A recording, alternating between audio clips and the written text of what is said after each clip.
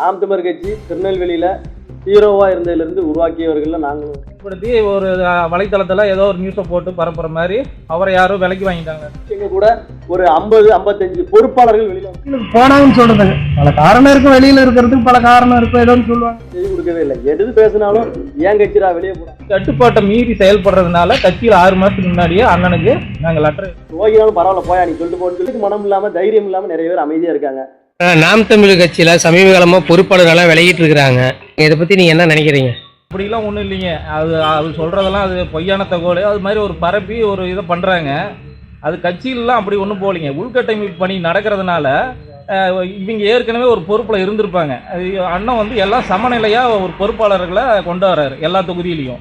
அந்த போக்கு நகர்றதுனால இவங்களுக்கு ஒரு அந்த இடம் கிடைக்காதுங்கிற ஒரு இதெல்லாம் ஏற்கனவே அதிருப்தியில் இருப்பாங்க. சரியான செயல்பாட்டில் இருக்க மாட்டாங்க. கட்சி இவங்க கிட்ட கட்டமைக்கிறதுக்கு கொடுத்த வேலையெல்லாம் செஞ்சுருக்க மாட்டாங்க.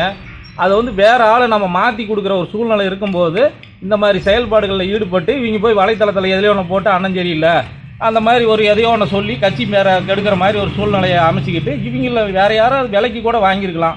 மாற்றுக் கட்சி ஆளுங்க இந்த மாதிரி அதிருப்தி இருக்கிறவங்களை கண்டறிஞ்சு ஒவ்வொரு தொகுதியிலையும் நீங்கள் வந்து இந்த மாதிரி இது கொடுங்க, நாங்கள் ஒரு பொருளாதாரம் கொடுக்குறோம் அப்படின்னு. இவங்கெல்லாம் வந்து திராவிட சித்தாந்தத்தில் சில நாள் இருந்திருப்பாங்க. ஏன்னா இவங்களுக்கு ஒரு பொறுப்பு கொடுத்து செய்யும்போது ஒரு 13 வருஷ காலமாக இவங்க அதை எடுத்து ஒரு கட்சி கட்டமைக்கிற வேலை செய்யலை. ஆனால் இன்னொரு கேள்வி, நாம் தமிழர் கட்சியில் இருந்து விலகி தாவேகளை இணையறதா செய்திகள் வருது. இதை பற்றி நீங்கள் என்ன நினைக்கிறீங்க? நாம் தமிழர் கட்சியில இருந்து நாம் தமிழர், அதாவது தமிழ் தேசிய கொள்கையை கொண்டவர்கள் வந்து தலையை பார்த்துட்டு சினிமாவில் பார்த்துட்டு அந்த கதாநாயகன் முன்னால போற கூட்டமெல்லாம் கிடையாது.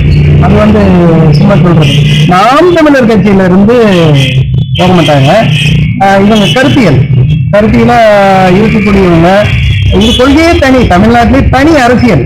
அதனால இந்த நாம் தமிழர் கட்சியிலிருந்து தாவேகாவில் இருந்தாங்கன்னு சொல்றது அது வந்து தவறு.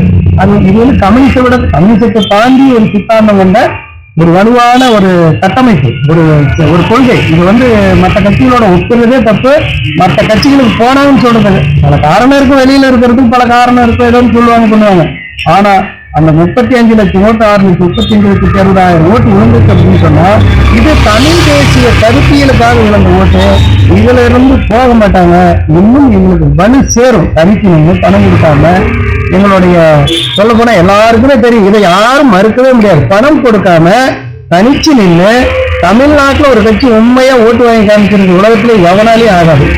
தாவேக்கா போனா அங்க போனா இதெல்லாம் சொல்லவே கூடாது. நாங்கள் வளர்ச்சியில் இருக்கிறோம். கொள்கை கருத்தியல் எங்களுக்கு வந்து எங்களுடைய கோட்பாடே தனி, வெற்றிதான் எப்பவும் அப்படிதான் இருக்கு.